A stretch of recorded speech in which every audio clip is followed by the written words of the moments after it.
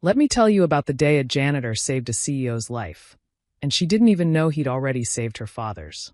This is a story about falling from the sky and finding out that the ground isn't the end.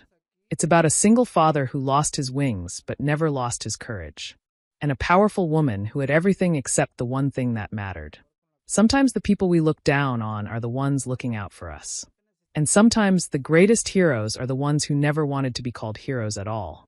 Welcome to Voice of Granny. While you are here, please hit the subscribe button and comment your view on the story and where you're watching from. Let me tell you about a man named Michael Carter. You wouldn't notice him if you passed him in the hallway. He's the guy pushing the cleaning cart at TechWing Aviation in Seattle, mopping floors, emptying trash cans, keeping his head down.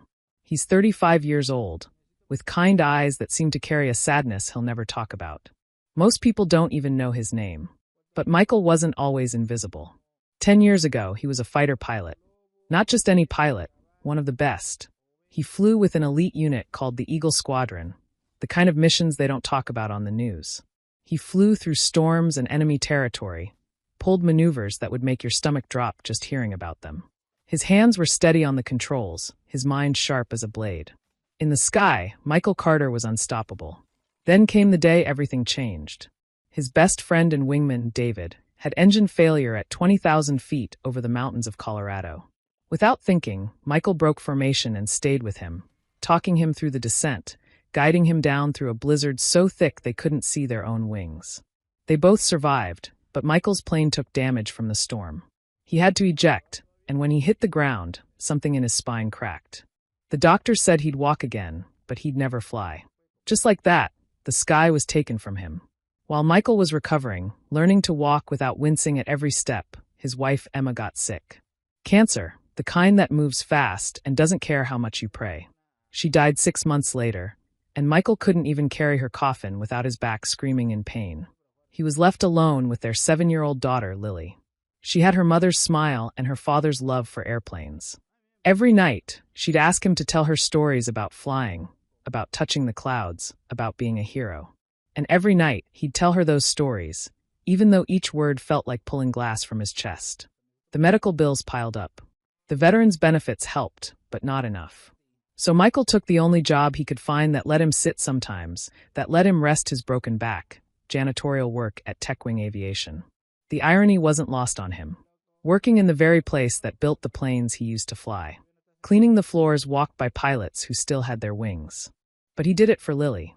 Because she needed food and a roof and a father who showed up, even when showing up meant swallowing his pride every single day. Now let me tell you about Rebecca Morgan. She's 32 years old, the CEO of TechWing Aviation, and she runs that company like a general runs an army. She's smart, ambitious, and absolutely terrified of failing. 6 months ago, her father, the founder of TechWing, died of a heart attack in his office. The board of directors, mostly older men who'd worked with her father for decades, didn't think she could fill his shoes. They were waiting for her to slip up, to prove that she was too young, too soft, too female to run an aerospace company. So Rebecca became hard as steel. She fired anyone who didn't perform perfectly. She cut budgets without mercy. She built walls around herself so high that even her own reflection felt like a stranger. To Rebecca, the world was simple. You either soared or you crashed. And if you crashed, well, you didn't deserve to look at the sky anymore. She'd grown up watching her father command respect, close billion-dollar deals, shake hands with senators. He taught her that sympathy was weakness, that respect came from being tougher than everyone else. When he died, she wasn't even there. She was in London closing a deal. She came home to an empty office and a legacy that felt too heavy to carry. So she became someone who never cried, never hesitated, never showed a crack in her armor. One afternoon, Rebecca was walking through the factory floor with a group of investors. Her heels clicked on the concrete like bullets. Down below, Michael was on his knees, scrubbing an oil stain, his daughter Lily sitting quietly in the corner with her homework. Rebecca glanced down at him. "Be careful down there," she called out, her voice sharp. "Don't touch anything you're not qualified to understand.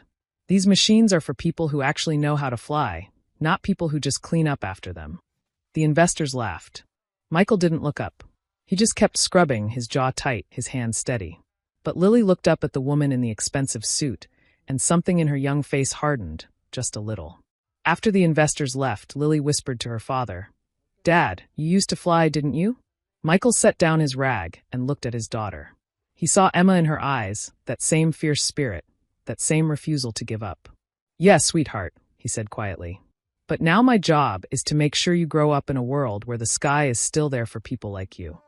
That night, Michael sat on the edge of his bed, staring at the tattoo on his forearm, a pair of eagle wings with the words "Courage Above All" underneath. He hadn't looked at it in months. It reminded him of everything he'd lost: the sky, Emma, the version of himself that believed he mattered. But it also reminded him of everyone he'd saved.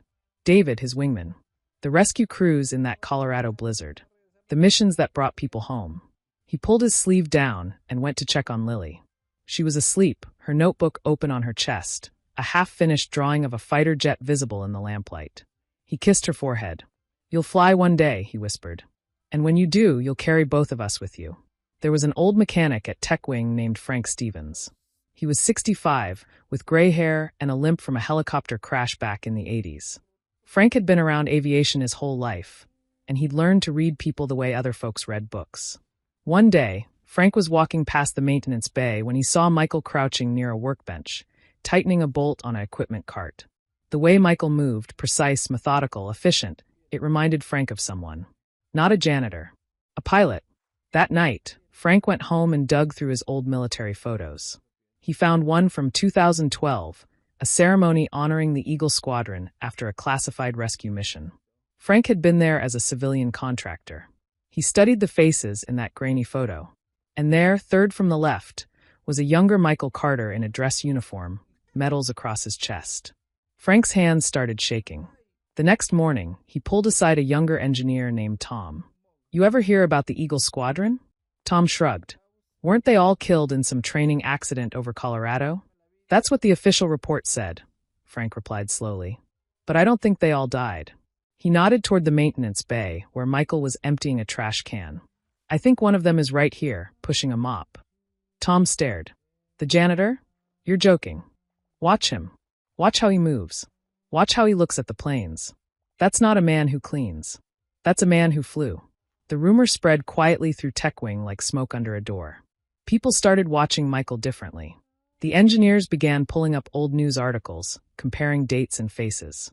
Some believed it. Others thought it was ridiculous. Rebecca heard the whispers during a meeting.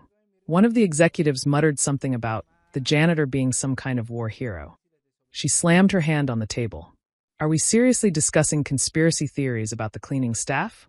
This is a corporation, not a movie. Focus on the presentation." But that night, alone in her father's old office, Rebecca found herself staring at an old photograph on the wall. It showed her father, 20 years younger, shaking hands with a pilot in a flight suit. The pilot's face was slightly blurred, but the insignia on his chest was clear: Eagle Squadron. Her father had only mentioned it once, years ago. "A pilot saved my life during an emergency landing," he'd said. Refused to take credit. Just wanted to go home to his family. Rebecca stared at Michael's face in her mind. The quiet sadness in his eyes. The way he'd looked at her when she'd insulted him. Not with anger, but with something quieter. Understanding. She shook her head. It couldn't be him. Meanwhile, Lily was falling in love with airplanes. She'd sit in the corner of the hangar after school, sketching jets in her worn notebook, her small hands surprisingly skilled at drawing engine details and wing structures. One afternoon, a young engineer named Sarah Chin noticed Lily's drawings. She spent 20 minutes explaining aerodynamics while Lily absorbed every word, her eyes bright with excitement. Michael watched from across the room, mop in hand, and felt something break open in his chest. This was why he stayed. Not for himself. For her. So she could dream bigger than he ever had. But Rebecca saw it differently. One day, she found Lily in a restricted area, holding a blueprint she'd found in a recycling bin. "Who let this child in here?" Rebecca's voice cut through the noise. Lily looked up, startled. "I was just looking. I wanted to understand how. This is a restricted area. Do you know how much these designs cost? More than your house. More than anything you'll ever afford." Michael came running. "I'm sorry, ma'am. She won't." "Won't what?" "Wander into a place where she doesn't belong." Rebecca's eyes swept over him. "You think mopping floors will get you back into the sky?" The words hung in the air like a blade. Michael's jaw tightened, but he said nothing. He'd learned that some battles weren't worth fighting. Not here. Not in front of his daughter.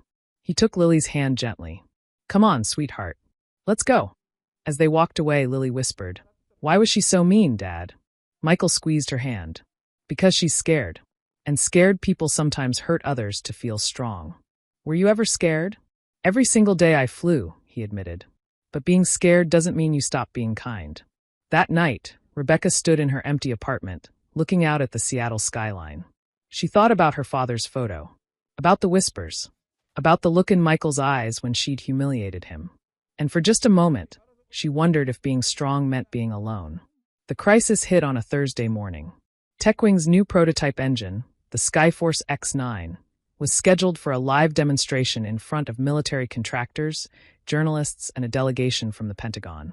It was Rebecca's chance to prove herself, to show the board and the world that she could lead this company into the future. But during the pre-launch test, something went wrong. The pressure readings spiked. The combustion chamber was destabilizing. Red numbers flashed across the monitors. Engineers crowded around the screens, arguing, their voices rising in panic. Rebecca stood at the center, her arms crossed, her face a mask of control even though her heart was racing. "Fix it," she ordered. "We have 6 hours until the demonstration." The lead engineer, a man named Greg, shook his head. "We don't know what's wrong, Ms. Morgan. The specs are perfect on paper." "Then check them again. We don't have time for excuses." Michael was mopping the floor 30 feet away. He'd learned to make himself invisible during these high-stress moments. But he couldn't help glancing at the schematic projected on the wall. And he saw it immediately. The secondary exhaust valve was reversed. It would create a feedback loop at high altitude, destabilizing the chamber. At best, the engine would fail. At worst, it would explode, taking the pilot with it. He'd seen this exact mistake kill a pilot during training exercises in 2011. His hands tightened on the mop handle. This wasn't his place. He was just a janitor. But then he thought of Lily, drawing her airplanes. He thought of the pilots who would fly this engine. He thought of David, his wingman, the one he'd saved. He set down his mop and stepped forward. "Excuse me." The room fell silent. Everyone turned to stare at him. Rebecca's eyes narrowed. "What?" "The secondary exhaust valve," Michael said quietly. "It's installed backwards. That's why your pressure is uneven. If you launch this engine, it'll fail at altitude." Someone laughed nervously. Greg frowned. "How would you possibly know that?" Michael met his eyes. "Because I've seen what happens when it's wrong." Rebecca's face flushed with anger. "I don't need advice from someone who cleans toilets. Get back to work." But Frank was already pulling up the valve diagram on his tablet. His face went pale. "He's right. Oh God, he's right." The installation team reversed the flow direction. Greg confirmed it 3 minutes later. The room erupted into chaos as engineers scrambled to fix the problem. Rebecca stood frozen, staring at Michael. He'd already picked up his mop and was walking away. "Wait," she called out. He stopped but didn't turn around. "How did you know that?" Michael glanced over his shoulder. "Just something I picked up along the way." He walked away, but Rebecca's hands were trembling. Because in that moment she knew. The whispers were true. The demonstration day arrived under gray Seattle skies. The hangar was packed with contractors, reporters, military officials, and a senator from the Armed Services Committee. The Skyforce X9 engine sat mounted on a test rig, gleaming under the industrial lights. Rebecca stood at the podium, delivering her speech with practiced confidence. She talked about innovation, about American engineering, about the future. She didn't mention the sleepless nights or the janitor who'd saved them. The test began. The engine roared to life, shaking the walls with its power.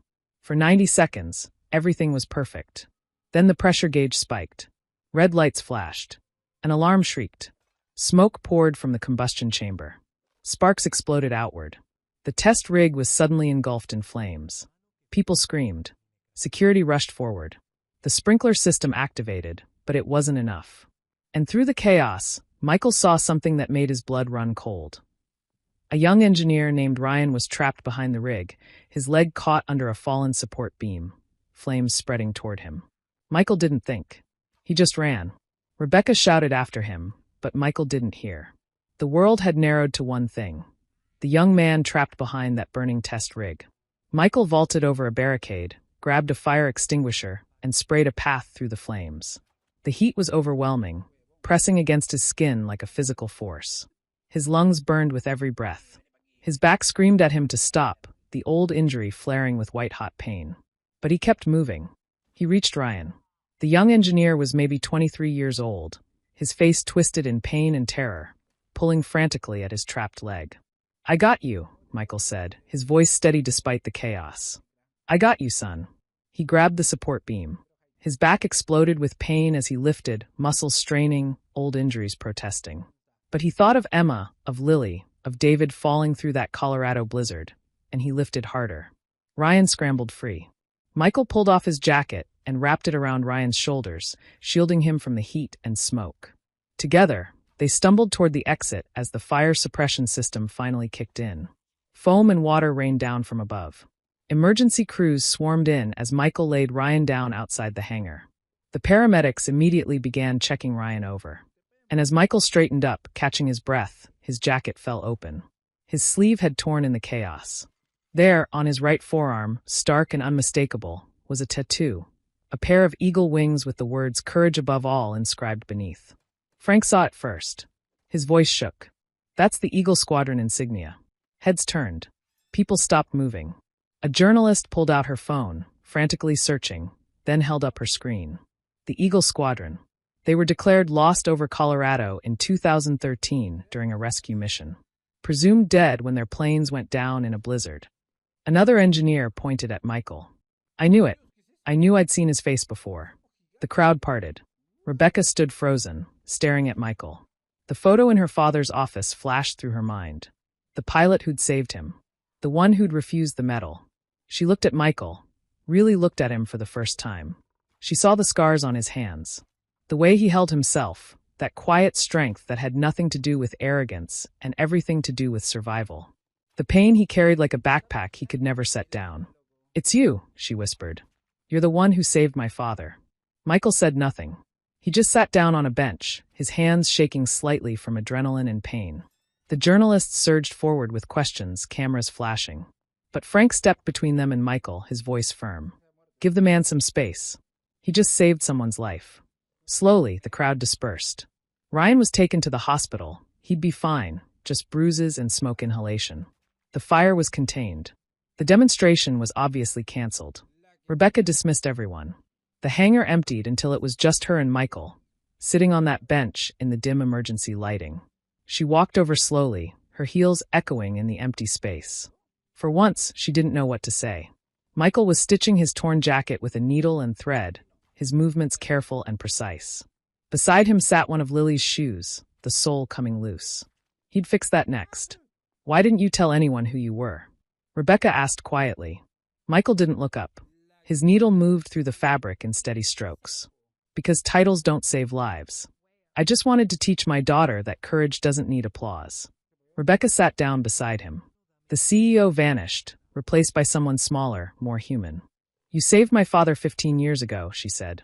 "Emergency landing in Colorado. Rescue team trapped in a blizzard. He told me about it once. Said a pilot refused to take a medal, just wanted to go home." Michael nodded slowly, still focused on his stitching. "James Morgan. Good man. Told me I was a hero. I told him to save that word for someone who needed it more. I was just doing my job. My father died 6 months ago," Rebecca said, her voice cracking.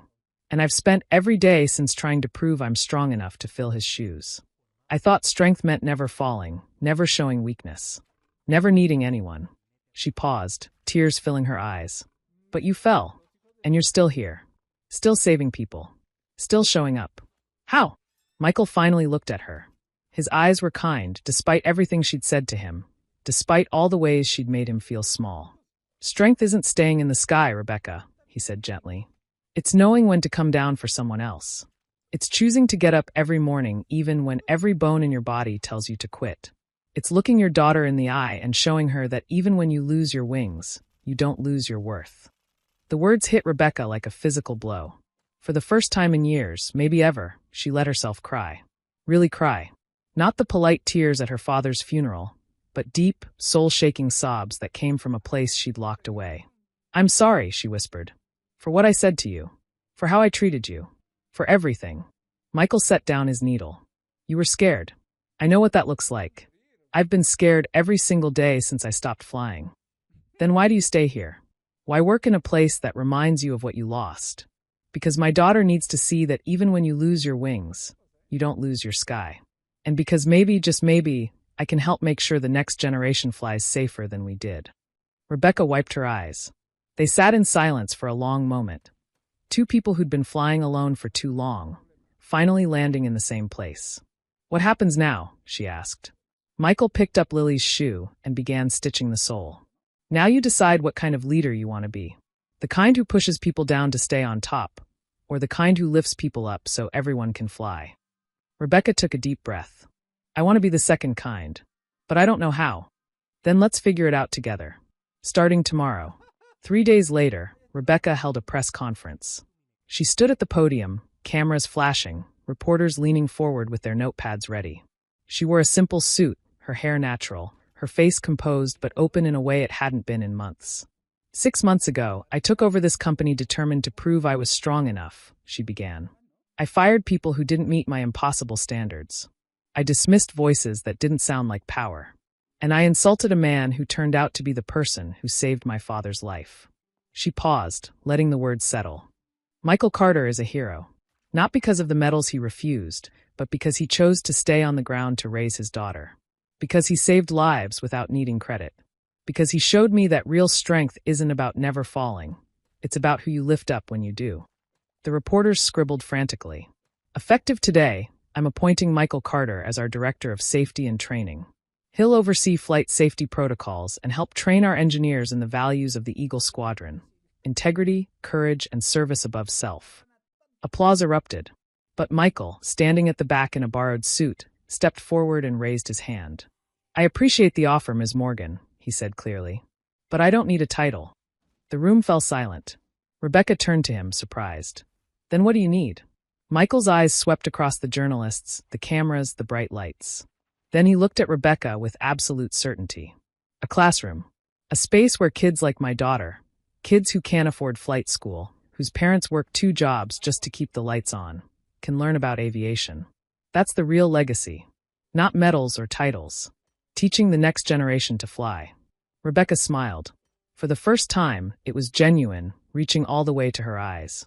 Then we'll build it together. The reporters erupted with questions, but Rebecca raised her hand. One more thing. This program won't just carry the Eagle Squadron name. It'll be funded by a portion of TechWing's annual profits.